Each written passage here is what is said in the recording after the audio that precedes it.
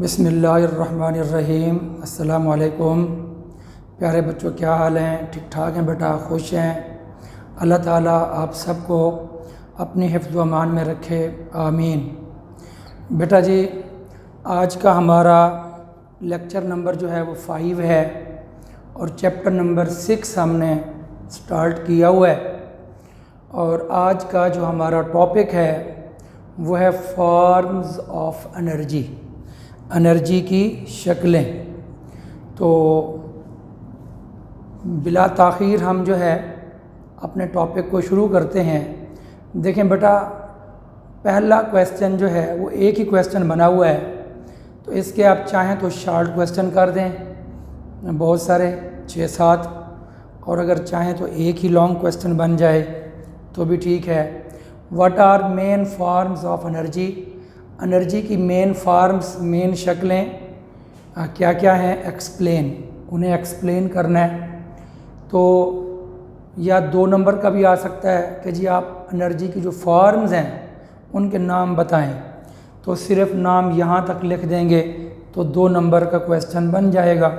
इस तरह अगर इम्तिहान में सिर्फ ये आ जाए कि what is mechanical energy, give example, तो 1 नंबर का डिफ़ाइन, 1 नंबर की एग्जांपल, 2 नंबर हो गए।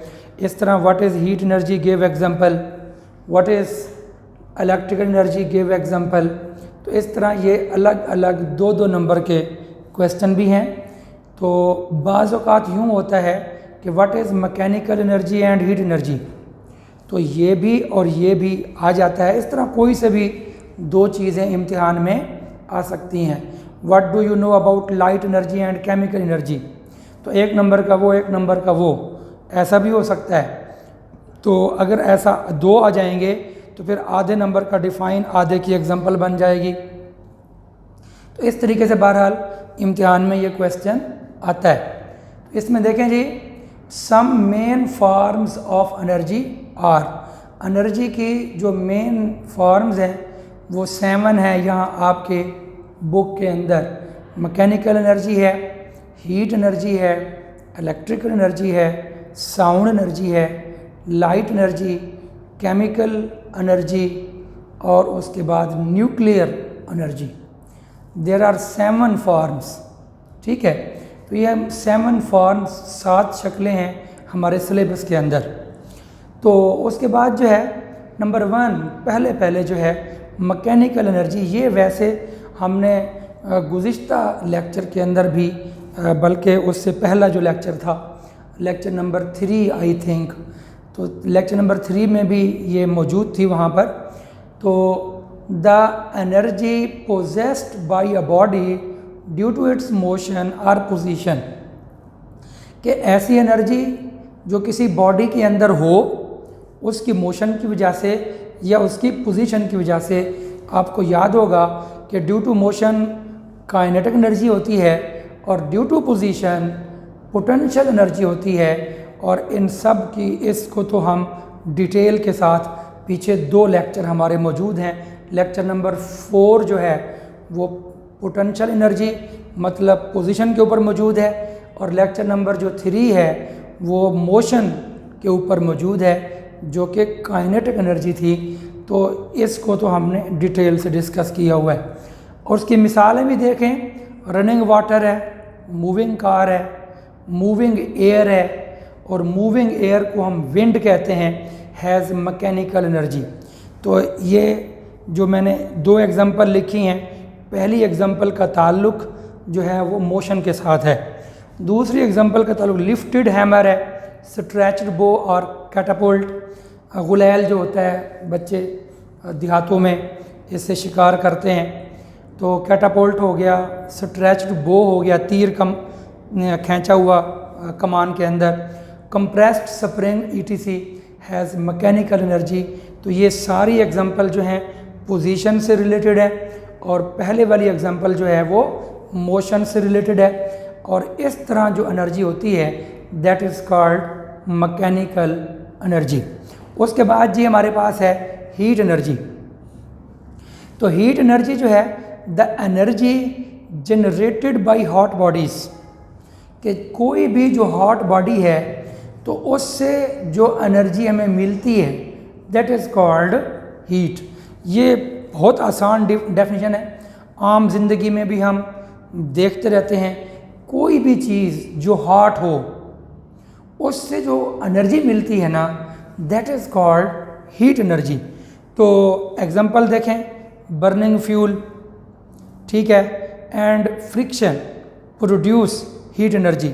जहाँ पर भी रगड़ हो, देखें ना, अगर हाथों को यूँ करें तो हीट पैदा होती है फ्रिक्शन की वजह से। तो ये हाथ गर्म हो जाता है तो हीट पैदा होती है।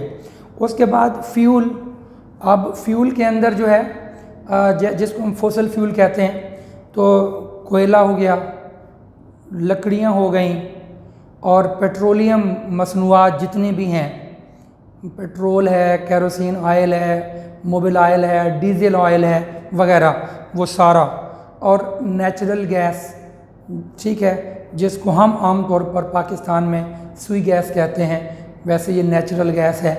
और CNG वगैरह जिसे हम कहते हैं कंप्रेस्ड नेचुरल गैस, ये सारी चीज़ों को हम क्या कहते हैं, फ्यूल। और जब ये चीज़ें जलती हैं तो हमें क्या मिलती है भला, हीट मिलती है। तो बर्निंग फ्यूल, फ्यूल को जलाने से और फ्रिक्शन से ये जो है हीट पैदा होती है। Food and sun produce us heat energy. ये दो चीज़ें भी, फूड देखें बेटा, हर इंसान का टेम्परेचर 37 डिग्री सेंटीग्रेड है, ठीक है। अब ये 37 डिग्री सेंटीग्रेड टेम्परेचर जो है वो क्यों है कि हम खुराक खाते हैं। अगर हम खुराक ना खाएं तो हमारे जिस्म के अंदर जो हीट है वो पैदा ना हो। इसका मतलब ये हुआ कि जो फूड होती है वो भी हीट पैदा करती है, ठीक है। उसके बाद है जी इलेक्ट्रिकल एनर्जी। इलेक्ट्रिकल एनर्जी जो है, the energy generated by the motion of electric charge. देखें, तारों के अंदर, याद रख लें, तारों के अंदर जब इलेक्ट्रिक चार्ज मूव करता है तो it has energy and this energy is called electrical energy. ये बात तमाम बच्चे दिमाग में रख लें कि energy generated by the motion of electric charges, कि जब इलेक्ट्रिक चार्जेस मूव कर रहे होते हैं, ठीक है, वायर के अंदर मूव करते हैं, साफ ज़ाहिर है, तो then energy is called electrical energy. Examples आप देखें, batteries and electric generator provide us electrical energy. तो हमें बैटरी से और इलेक्ट्रिक जनरेटर्स जो होते हैं ये इलेक्ट्रिकल एनर्जी प्रोवाइड करते हैं। Hydro power station and nuclear power station generate electrical energy. तो हाइड्रो पावर का मतलब पानी से जो हम बिजली पैदा करते हैं, और न्यूक्लियर पावर का मतलब है कि हम जो न्यूक्लियर फिशन और फ्यूजन वगैरह, इसकी तफसील आगे आ रही है, तो इससे भी हमें जो बिजली पैदा होती है वो इलेक्ट्रिकल एनर्जी कहलाती है। फिर हमारे पास है जी sound energy. The energy that is produced due to vibrating bodies. याद रख लें, जब भी कोई बॉडी वाइब्रेट करता है तो वाइब्रेट करने से ही साउंड पैदा होती है, और यही साउंड जो है वो एनर्जी है जिसको हम बोलते हैं कि वो साउंड एनर्जी है। अब देखें ना, मैं इस वक्त जो बोल रहा हूँ तो मेरे यहाँ पर जो वोकल कॉर्ड है गले के अंदर, तो ये वोकल कॉर्ड वाइब्रेट करता है, इसी से आवाज़ पैदा होती है। ये बात तमाम बच्चे अपने दिमाग में रख लें। वैसे हम आमतौर पर कह देते हैं जनरल कॉमन लाइफ में कि जी आवाज़ ज़बान से पैदा होती है, तो ऐसी बात नहीं है, ठीक है। मसलन अगर एक मिनट के लिए मैं आपको चलो यूँ मिसाल से समझा दूँ बात। मसलन हम जो कहते हैं कि जी आवाज़ ज़बान से पैदा होती है, ठीक है, तो मोबाइल के अंदर कौन सी ज़ुबान है? मोबाइल में तो कोई ज़ुबान नहीं है, ठीक है। तो वहाँ पर भी क्या है, पर्दा लगा हुआ है, डायाफ्राम पर्दा, वो वाइब्रेट करता है, उसके वाइब्रेट करने से आवाज़ पैदा होती है। कभी आप मोबाइल खोल कर देखें, अंदर स्पीकर लगे होते हैं, और यही हाल रेडियो का है, यही हाल टीवी का है। एक और मिसाल दूँ मैं आपको, मसलन मैं अपनी बात कर रहा हूँ, चलें जी, ज़बान से आवाज़ पैदा हो रही है, मैं इस वक्त आपके सामने बोल रहा हूँ। अगर इसी वक्त मैं एक लेक्चर देने के बाद, 2 लेक्चर देने के बाद मेरा जो गला है ये गर्म हो जाएगा, और अगर मैं ठंडा यख पानी पी लूँ, ठीक है, जब मैं ठंडा यख पानी पीऊँगा और फिर मुझे कहा जाए कि अब आप दोबारा लेक्चर दें, तो फिर क्या होगा कि मैं बोलना चाहूँगा तो मेरी आवाज़ नहीं निकलेगी। तो क्या ख्याल है, क्या फिर मेरी ज़ुबान नहीं है? तो ज़ुबान तो उस वक्त भी होगी, लेकिन ठंडा पानी पीने के बाद मुझसे आवाज़ नहीं निकल रही। वजह इसकी ये है कि ठंडा पानी पीने से पहले जो मेरा गला था उसमें जो वोकल कॉर्ड्स थे वो सही सही वाइब्रेट कर रहे थे, उससे आवाज़ पैदा हो रही थी। और जब मैंने ठंडा पानी पी लिया तो ठंडा पानी पीने के बाद जो वोकल कॉर्ड्स हैं उनकी जो वाइब्रेशन है वो सही नहीं हो रही, तो इस वजह से फिर आवाज़ नहीं निकल रही। तो इसलिए जितने भी ये मुकर्रर हजरात होते हैं ये ठंडा पानी नहीं पीते, ख़ास तौर पर जब उनको तकरीर करने के लिए जाना होता है। हाँ, जब तकरीर करके आ जाएं और फिर उनकी आगे तकरीर ना हो फिर वो पी लेते हैं, वो एक और चीज़ है, लेकिन फिर भी वो एहतियात करते हैं कि ठंडा पानी ना पिया जाए। जितने भी ये गुलकार हजरात हैं वो इस बात का ख़ास ख्याल रखते हैं। बहरहाल मैं बात ये कर रहा हूँ कि साउंड पैदा होती है वाइब्रेशन से, ठीक है। तो sound the energy that is produced due to vibrating bodies, कि जब भी कोई बॉडी वाइब्रेट करता है तो उससे जो एनर्जी पैदा होती है इज़ कॉल्ड साउंड एनर्जी। तो वाइब्रेटिंग डायाफ्राम, यहाँ पर जो जी है वो साइलेंट है, तो लिखेंगे ज़रूर, पढ़ेंगे नहीं।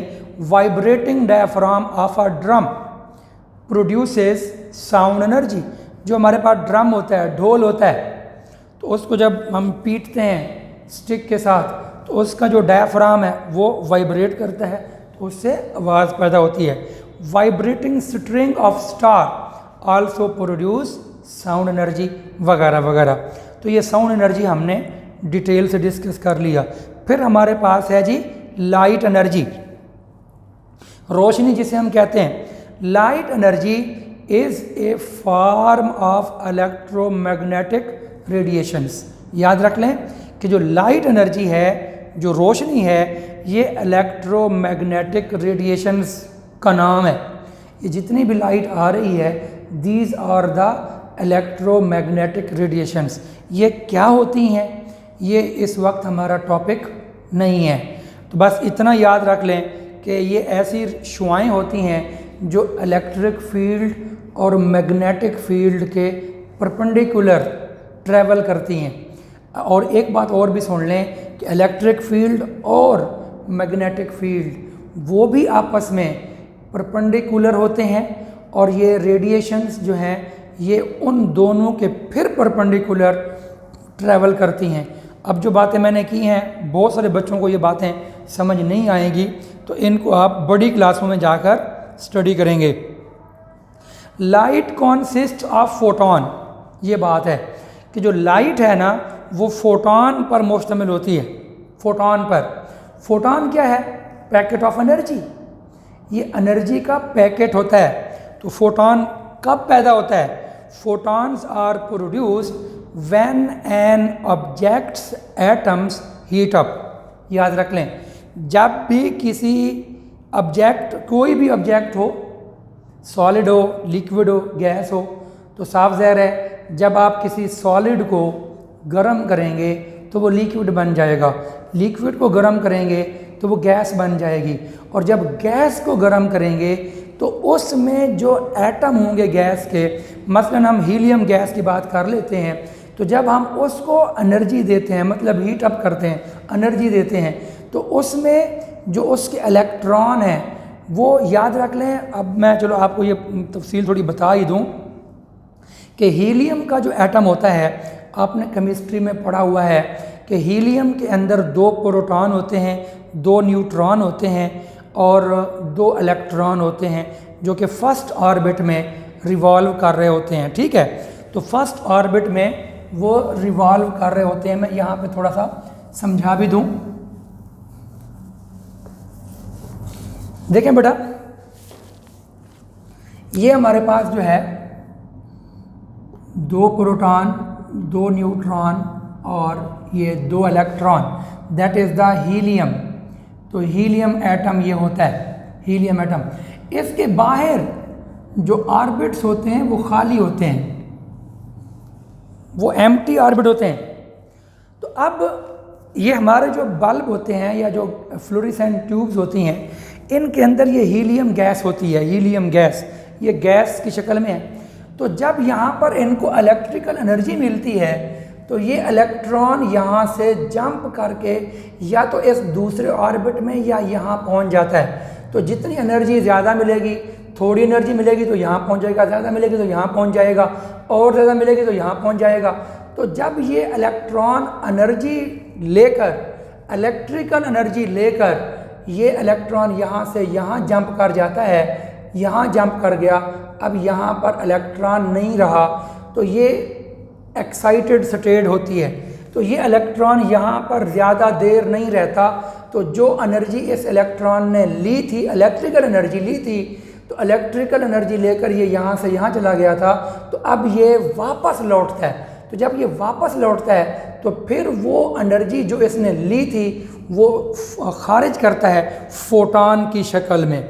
ये जो हमने बात की थी ना फोटॉन, कि फोटॉन की शक्ल में पैकेट ऑफ एनर्जी ये रिलीज़ करता है, और वही जो फोटॉन है वही रोशनी होती है जो जिसकी वजह से हम चीज़ों को देखते हैं। तो सिंपल बात ये हुई कि electrical energy is converted into light energy, कि इलेक्ट्रिकल एनर्जी जो है वो लाइट एनर्जी में कन्वर्ट हो जाती है।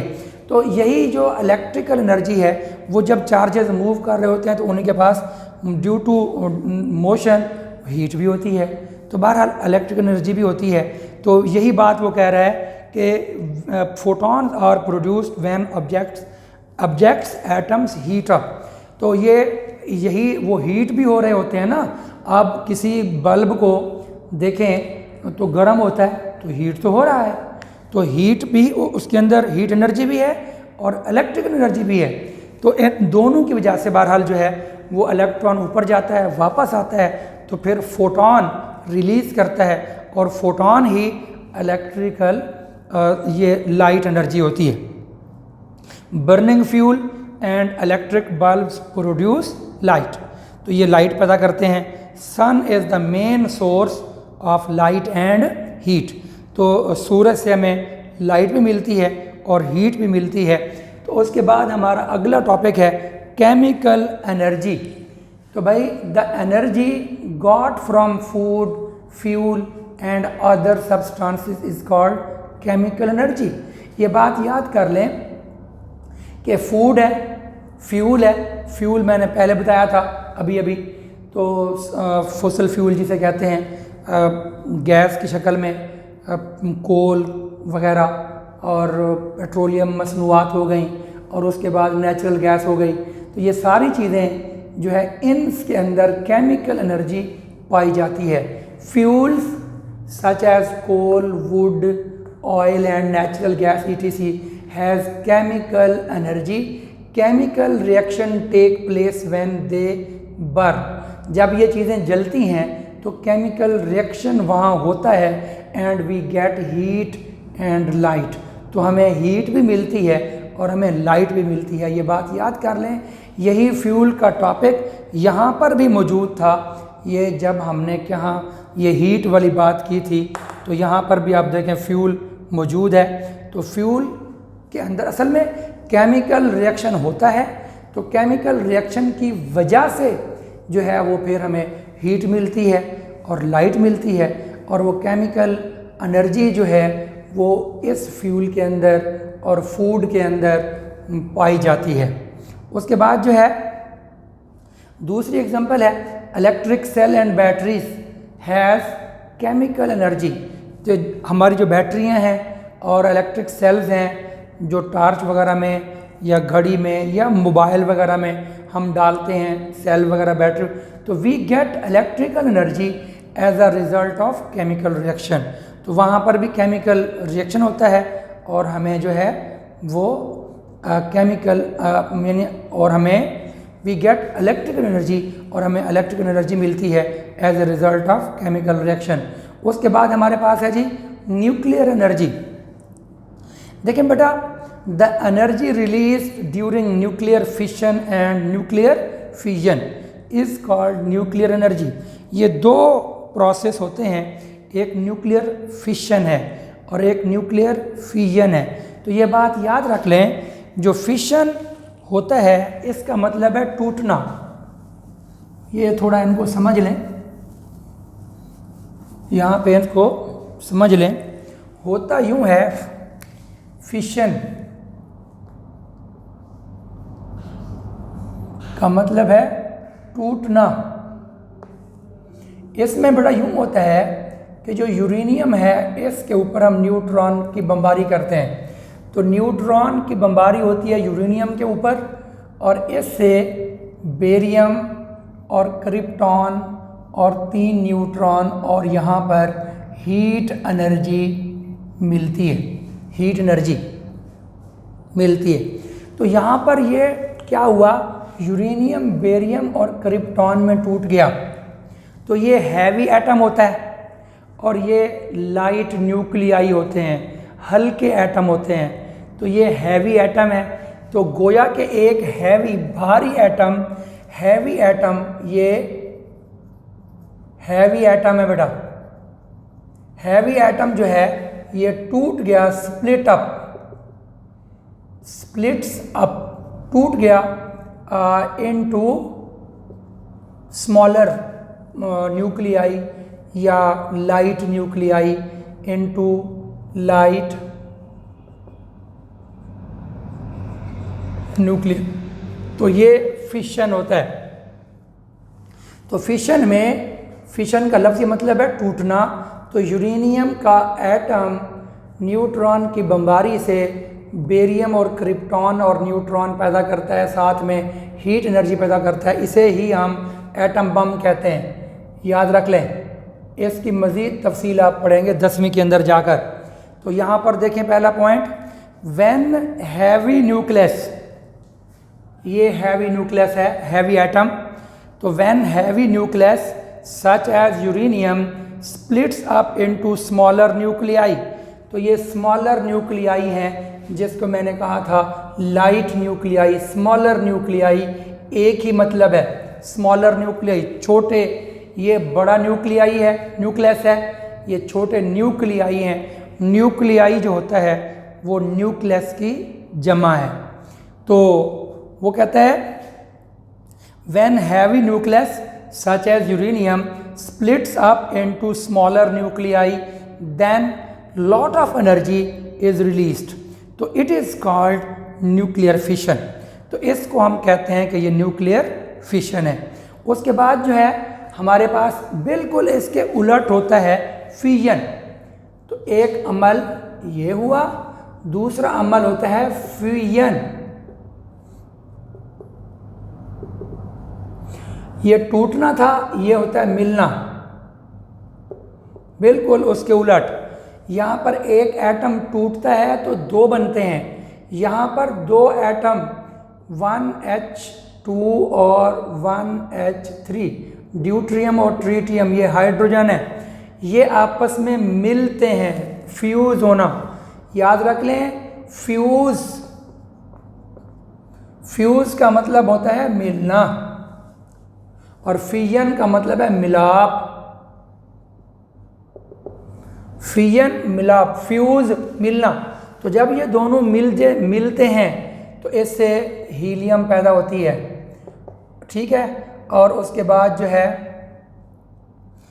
यहाँ पर न्यूट्रॉन पैदा होता है और साथ में हीट एनर्जी इसमें पैदा होती है, बहुत ज़्यादा हीट एनर्जी, इसमें हीट एनर्जी पैदा होती है। ये बात याद कर लें, ये भी तफसील आप 10वीं में पढ़ेंगे।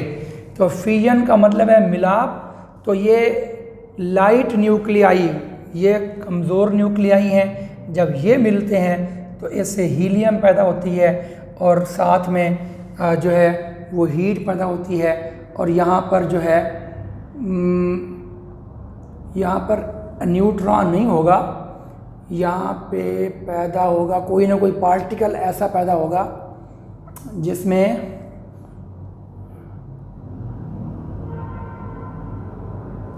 न्यूट्रॉन ही होगा। सही है, न्यूट्रॉन होगा। इसका चार्ज 2 बनता है, इसका भी चार्ज 2 बनना चाहिए। इसका मैस 5 है तो इसका मैस भी 5, ये न्यूट्रॉन ही होगा यहाँ पे। तो यहाँ पे न्यूट्रॉन बनता है, ये हीलियम है, ये हीट एनर्जी पैदा होती है। तो यहाँ पर जो है ये हमारे पास फ्यूजन वाला प्रोसेस है। व्हेन लाइट न्यूक्लियाई फ्यूज, जब हल्के न्यूक्लियाई मिल जाते हैं टू ईच अदर, आपस में मिल जाते हैं, then lot of energy is release, तो फिर बहुत ज़्यादा एनर्जी खारिज होती है।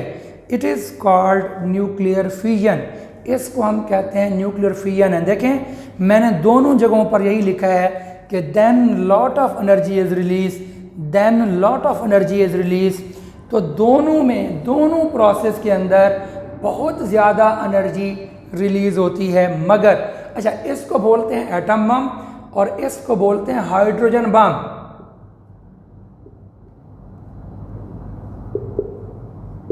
याद रख लें, ये हाइड्रोजन बम है, ये एटम बम है।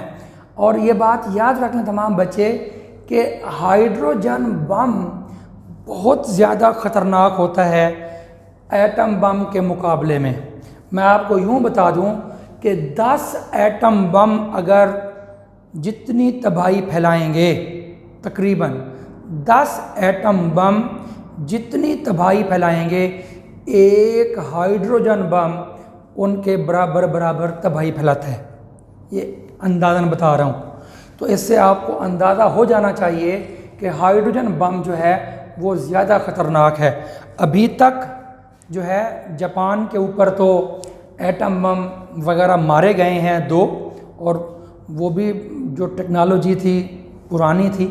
तो लेकिन हाइड्रोजन बम जो है अभी तक किसी मुल्क के ऊपर चलाया नहीं गया। लेकिन ये है कि हाइड्रोजन बम ज़्यादा ख़तरनाक होता है बनिस्बत एटम बम के। तो बहरहाल जी आप ये अल्फाजों को याद कर लेंगे। फ्यूजन मिलाप, फ्यूज़ मिलना, और फिशन टूटना, ठीक है। तो ये फ्यूजन लिखने में भी पढ़ने में भी कुछ यूँ होता है। ये इधर देख लें, इसको मैं बता ही दूँ। चलो ये देखें भाई,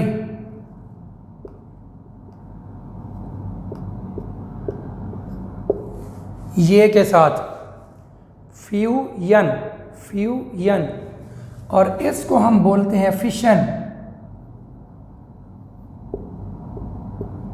फिशन, ठीक है। वो शीन है, ये है। तो इधर तमाम, अब ये मैं टोटका बताने जा रहा हूँ। अगर ये नून उड़ा दें तो ये फ़िश बन जाती है, फ़िश। और फ़िश का मतलब क्या होता है? मछली। और ये बात याद रख लें कि फिशन, फ़िश, फ़िश, मछली। और हम में से कभी भी जब हम जाते हैं दुकानदार के पास तो क्या करते हैं कि भाई मछली लेते हैं तो उसके कम से कम 2 टुकड़े तो ज़रूर ही करते हैं, ठीक है। दरमियान में उसको 2 टुकड़े कर दिया, ज़्यादा भी कर सकते हैं। तो मतलब ये हुआ कि हम मछली के, फ़िश के टुकड़े करते हैं। तो यहाँ पर जो फिशन है वो फ़िश है समझ लें, और क्योंकि मछली के टुकड़े किए जाते हैं तो इसका मतलब है यूरेनियम के टुकड़े किए जाएंगे। यहाँ पर इसके 2 टुकड़े हो रहे हैं। ये आपके लिए एक हिंट है, टिप है। इस तरह से आप याद कर सकते हैं कि फिशन, फ़िश और फ़िश के टुकड़े करते हैं तो फिशन के अंदर यूरेनियम के टुकड़े किए जाते हैं या हो जाते हैं। और फ्यूजन फ्यूज़ से है, और फ्यूज़ का मतलब फिर मिलाप होता है।